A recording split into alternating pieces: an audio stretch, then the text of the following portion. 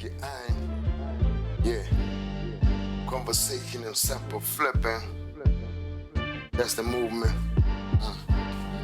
Hit the like, subscribe, check it. Yeah, for the next minutes of live TV, you stuck with me. Got no limits, I'm that vivid, I'm just kidding. The cat has entered the pigeon's nest, right? The cat is there. So what we're seeing now is we're starting to see feathers fly. Right? What's up, kings and queens? We're back again with another episode where we analyze the Mayo case, right? And then it's evident that it's getting busy, it's starting to get busy in the Gauteng High Court. It's starting to become more interesting, right? Before we go to the Gauteng High Court, please like and subscribe. Also, hit that notification bell so that when we drop more content like this, you are in the loop, right? I'm going to be reading from my notes from now and then so that we stay in focus, right? Like, first of all, let me talk about the investigating officers of case 636, right? Those Ratas calls the lead investigator and the other investigators, right? Who are currently the ones that are busy with 636 and the ones who have testified.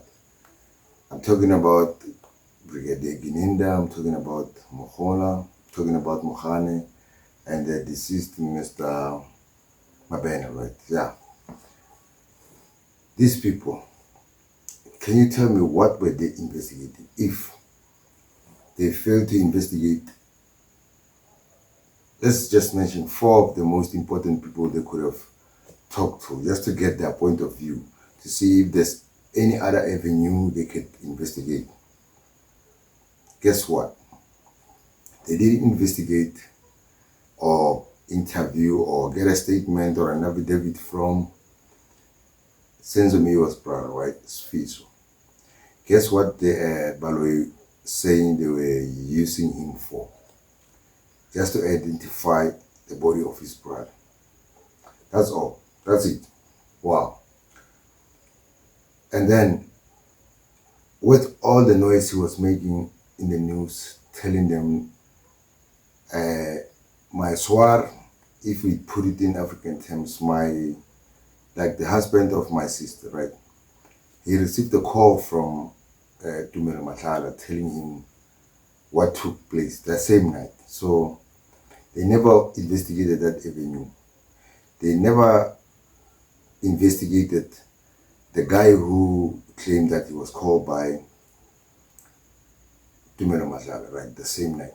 They never looked into that avenue. They never cast their eyes upon that section of the evidence. They never talked to Mandisa, right? The previous girlfriend of, I don't know if it was the wife, yeah, the wife of Senzo, right? They never communicated with her or took an interview or a statement. They never spoke to the first officers who entered the scene and then claimed that they didn't find the cartridges and the projectiles that later was found by other people who came in, right? After the scene has been trampled upon. They don't know, like, mostly the evidence of those officers. So what kind of an investigation was this? According to me, this is my take. The investigation was just focused on trying to suit the evidence to the right people. The people that they wanted to prosecute, not the people who were supposed to have been questioned or tested. As Ratha said one day, he asked if they were tested, their clothes were tested for gunpowder residue. None of that was done. But these investigating officers claim they have the right people. Everything is proper with the investigation. But it doesn't look like that, because Mogola, apparently she doesn't know a lot, but she's claiming that she's the investigating officer of this case, but there's a lot of things that she doesn't know. So even when she was asked to clarify her position in this case, what role was she playing? When Mngomezulu asked her what role did she play, she just said she testified already on the role that she played. You remember she once claimed that she was the one who arrested accused number 2, right? Accused number 2 then came on the stand and said it was the other guy, the other guys that were with her, who actually put the handcuffs on him and laid him down on the floor. And you know the routine, what they usually do, the cops, right? When they are trying to, the tactical takedown that they were talking about. That's what was happening. Mogola, they never bothered to ask those cops. And it's evidence in those cops' evidence, as they have already testified, that Muthathwa said that he never found cartridges there. He never found the projectile, and he showed Musiwa some droplets, and he showed him of blood and a splintered door. But Musia chose to record only a few things, whatever he was choosing to record. And Musia also left the scene and came back later. Right. Let's go to the book, to the notes, and see what else are we missing out. Okay, here's another thing. Don't tell me Mogane is going to come back to here and tell us he has acquired a certificate to be a Bukwal swap expert. He's got a one-day certificate, which somebody on the comments on the SABC chat line, somebody said that was not a course, it was just a meeting.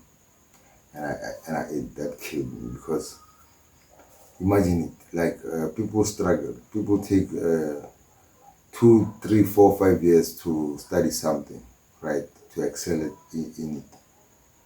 And you just take one day and you are an expert. It's not even one day, because let's consider the time you were driving there to go to that meeting. Let's consider it can't be a whole day. Right. Now, Mogane is going to come and testify and tell us, no, he's also a Bukwal swap. Is he going to do that? Is he going to tell us that he's a Bukwal expert now? He also now does swaps, because accused number 2 claims Mogane is the one who took the swaps from him. So these people, they don't really present the information as it is. They really, apparently, right, allegedly, because some of these statements still have to be proven, right? We'll see when the people who mention these things come and stand in court, because Mngomezulu mentioned that he is going to call those witnesses, because Rada wanted to block the reading of Sfisomiwa's statement, saying that no, as Balo was saying, it's double hearsay, triple hearsay, whatever he was calling it. But he forgot that he has brought a lot of hearsay evidence here of people that he has never even brought up to so far, that we're still waiting to hear their part. Let's make an example of the statement of Stein, right? Stein was supposed to be the one who finished up the cell phone expert evidence, right? But guess what? Holmes had to come and make Balo had to apply for a quick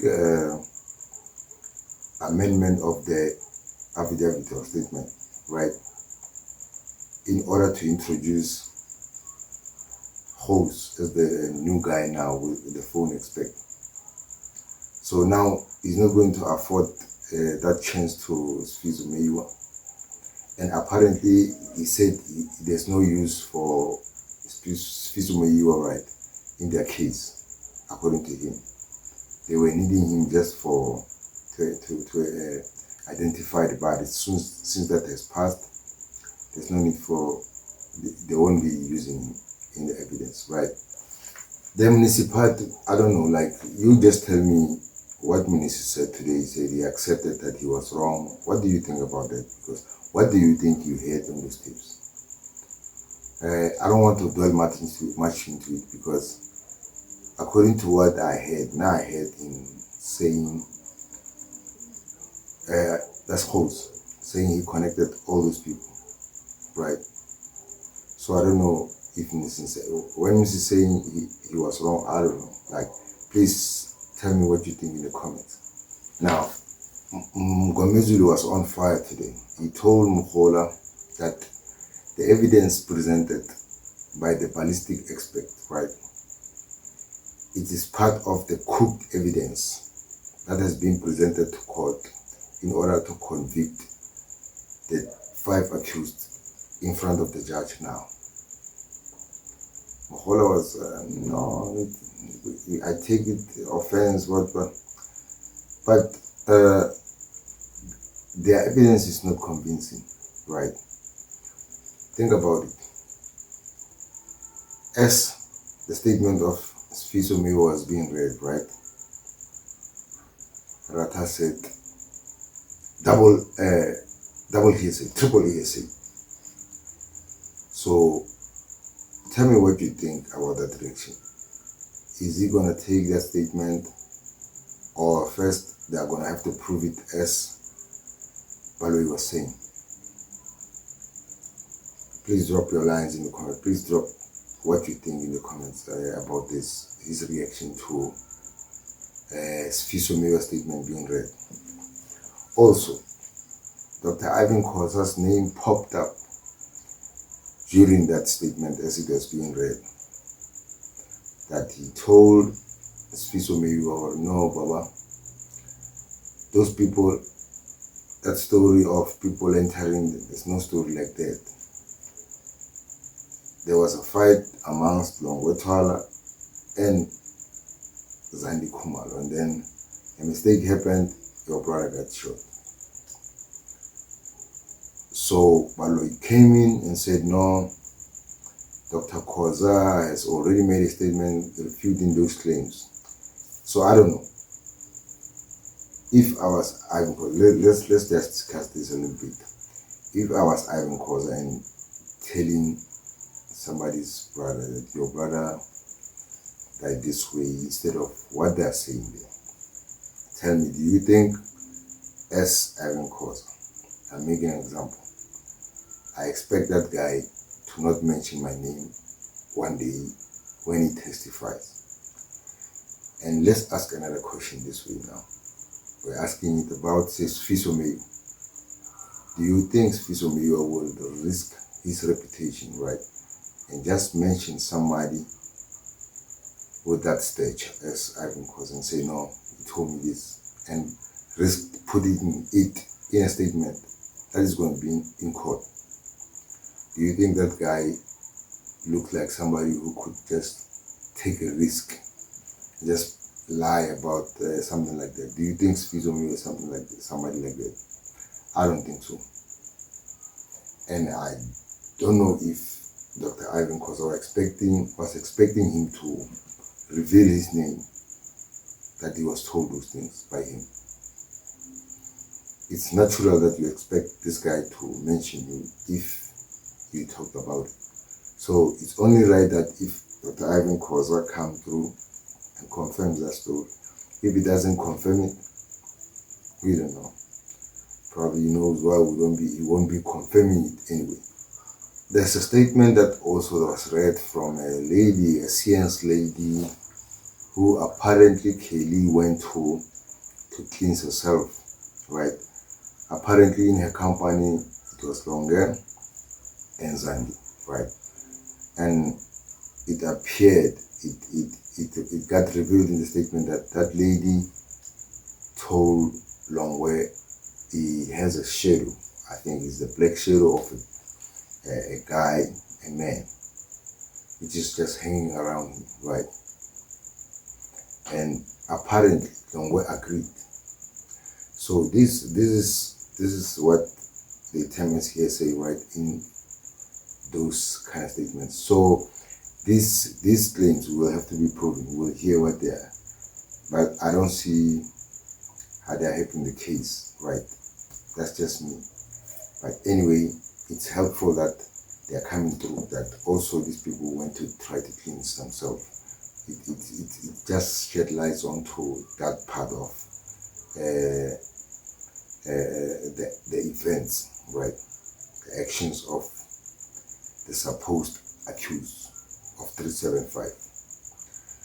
You can see 375 is slowly making his headway into the court, because I think two statements from it, in fact, for one statement from it was read today, for the one from Mngomezulu, it was read, and then apparently a lot of witnesses from that case will be coming through, so we'll see.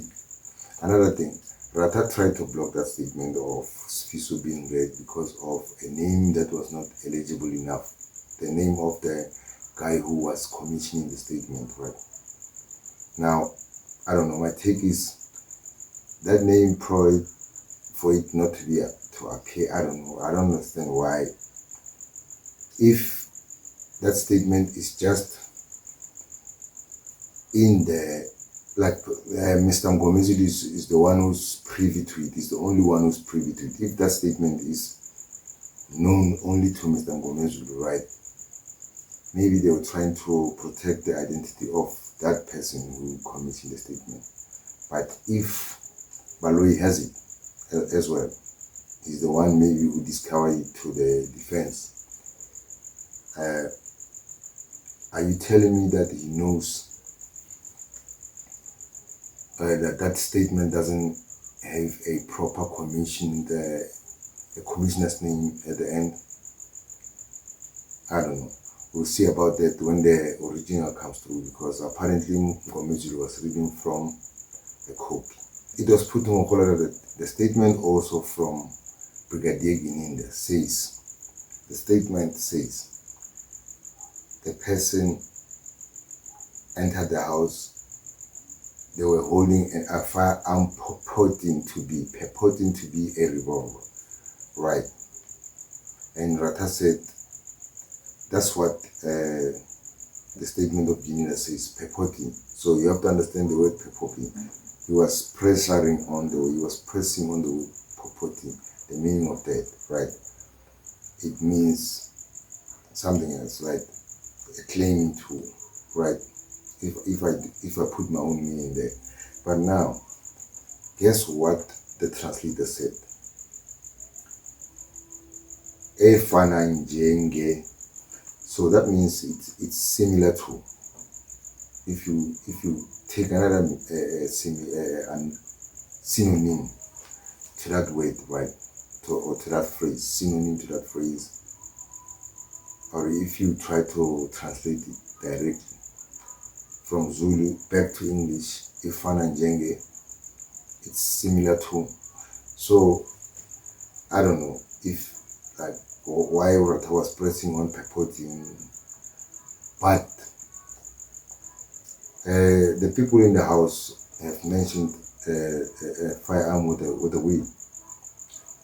So you can see that the Rata is trying to press certain buttons in order to steer this case to his, I don't know, to his prejudgment, or I don't know. We'll see. Anyway, please like and subscribe. Also hit the notification bell so that when we drop more content like this, you are in the loop. Peace.